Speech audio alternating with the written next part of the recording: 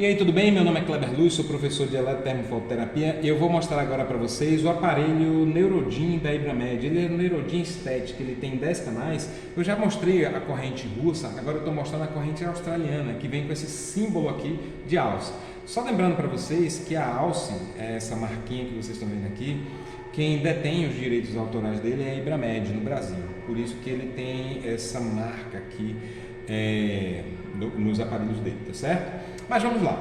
Na corrente australiana, a gente pode programar da seguinte forma. Primeiro nós temos aqui um aparelho que ele vai oferecer para mim a corrente australiana, a eletrolipólise e a corrente russa. Mas nós vamos trabalhar agora a corrente australiana. Uma vez que você escolhe a corrente australiana, você vai ter algumas opções de programação, que pode ser contínuo. Contínuo significa sem tempo on e sem tempo off, gerando uma sensação de formigamento do início ao fim, muito parecido com o TENS. Diante disso, a gente já pode afirmar para vocês que eles podem ser utilizados com fins eletroanalgésicos, que vai gerar efeitos parecidos e tão importantes quanto o TENS. Então, numa escala aí de melhor desempenho, eu diria que TENS e corrente australiana geram basicamente os mesmos efeitos e estão empatados aí. Você pode escolher qualquer um deles para gerar analgesia, que vai ser muito bem sucedido, tá certo? Mas saindo do modo contínuo, você pode escolher o modo sincronizado, que significa todos os eletrodos contraindo simultaneamente. Nós vamos ter o modo sequencial, que é um depois do outro. Nós vamos ter o modo recíproco, aonde os 5 primeiros contraem e relaxam, depois os 5 últimos contraem e relaxam, e ele vai ficar sempre fazendo de maneira recíproca, como eu descrevi agora.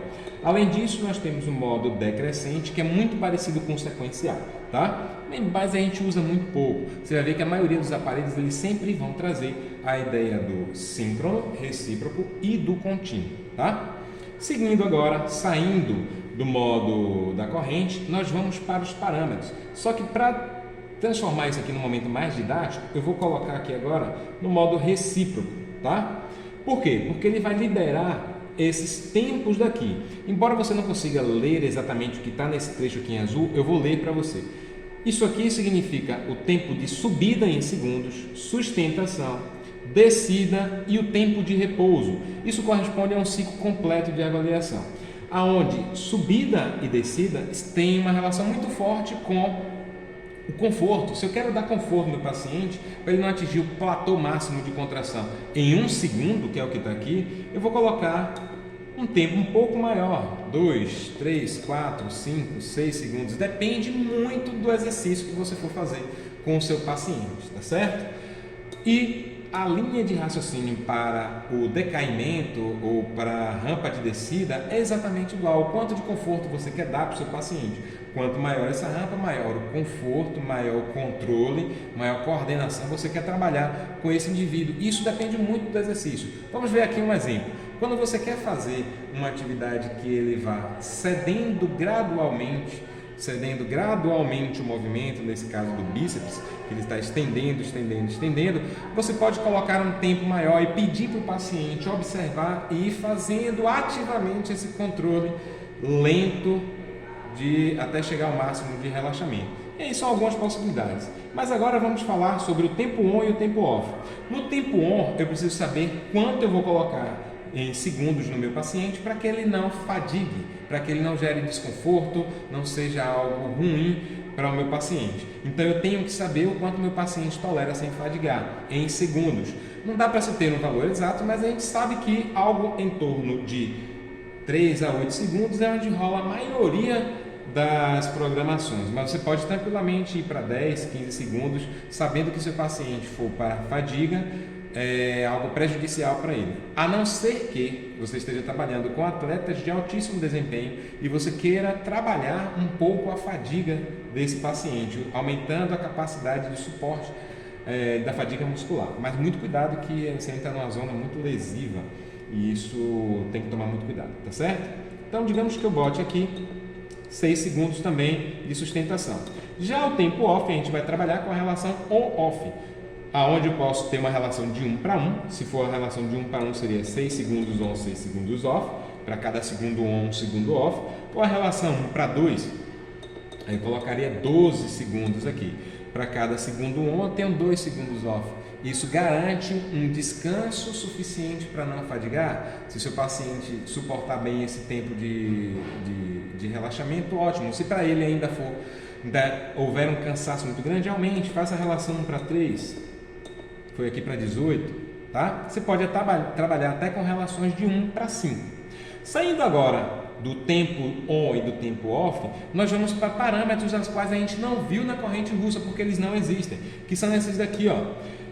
A frequência carreadora, a frequência portadora, ele vai lhe dar 2 opções, de 4 ou de 1 kHz. Isso significa que os estudos desenvolvidos por Alex Vard, que foi quem desenvolveu a corrente australiana, ele viu que se ele colocasse frequências de média frequências de 1 kHz, a gente ia conseguir gerar maior torque, diferente da corrente russa, que já vem fixa em 2.500 Hz. Aqui não, aqui a gente vai botar a opção de 1 kHz, onde a gente consegue gerar o melhor torque, ou de 4 Hz, onde o torque já é mais fraco.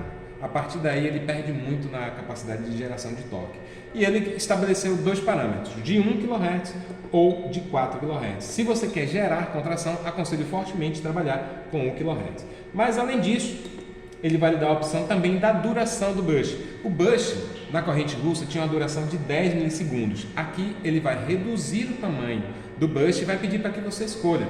Você quer um burst de duração de 2 milissegundos ou de 4 milissegundos. De novo, a ideia de que um menor burst tem uma capacidade de gerar um melhor torque. Portanto, a combinação recomendada para ter uma excelente contração muscular é de 1 kHz com 2 milissegundos, conforme está programado aqui. Mas quando você sai dessa combinação, você vai, por exemplo, para o extremo oposto, que é 4 milissegundos de duração com 4 kHz, você estaria na pior combinação para gerar ação muscular, que é recomendado no caso que você use no modo contínuo, não no modo que vai gerar contração, tá certo? Porque seu objetivo agora não seria mais gerar contração.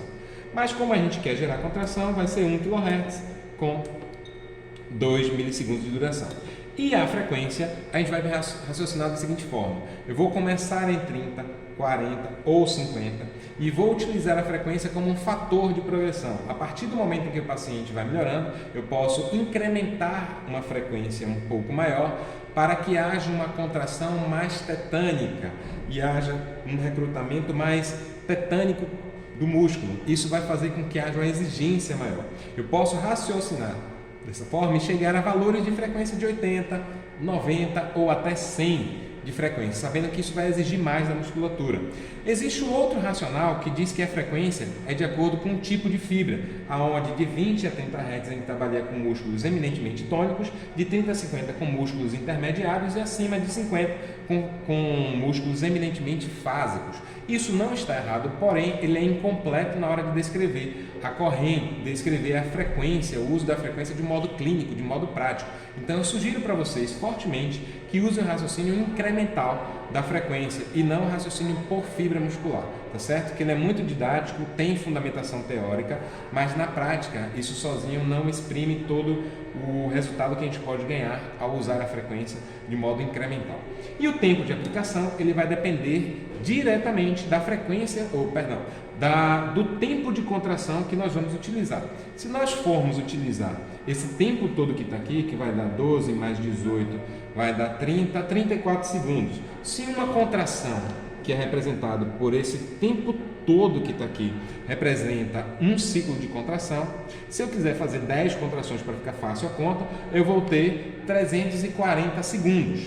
340 segundos daria quantos minutos? 6 minutos, 7 minutos aproximadamente, numa conta rápida aqui de cabeça, tá? Mas isso é uma estimativa. Então, se você quer 10, você coloca em torno de 7 minutos. Se você quer 20, você coloca em torno de 14. Se você quer 30, você coloca em torno de 21 minutos. De acordo sempre com o tempo médio de uma contração, tá? Então, use essa forma para tentar achar o tempo ideal que você está utilizando a sua corrente australiana. Feito isso, você só liga e você vai colocar agora a intensidade. Percebe que eu estou aumentando aqui, ele está aumentando? Ok? Então eu aumentei, a corrente está funcionando. Como está no modo recíproco, Os de cá vão parar, depois os de cá vão aumentar. Percebe que eu estou aumentando o canal 8, mas não está indo? Porque ele está no tempo off. Se tivesse no meu paciente, seria errado fazer isso. Mas como está sem paciente aqui, é só para fazer demonstração nesse vídeo, acho que vale a pena.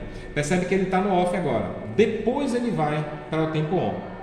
Assim que passarem 18 segundos. Então, vamos lá, vai correr um pouquinho e vai começar a outra em tempo, o tempo on da corrente daqui em diante. É assim que funciona o recíproco, tá certo? Espero que esse vídeo tenha apresentado um pouco desse aparelho. Se você gostou, não esquece de dar aquele like maravilhoso que vai fazer com que esse vídeo seja visto por mais pessoas. Se inscreve no canal e recomenda ele para quem tem esse aparelho e está na dúvida de usar a corrente australiana. Isso vai ajudar muito as pessoas a não errarem mais os parâmetros, tá? Principalmente nessa parte daqui que é um pouco confusa, e se você não aprendeu, aprendeu de um jeito muito equivocado, tome cuidado, porque você pode estar fazendo a precisão equivocada para o seu paciente, tá certo? Um grande abraço, fica com Deus e até logo!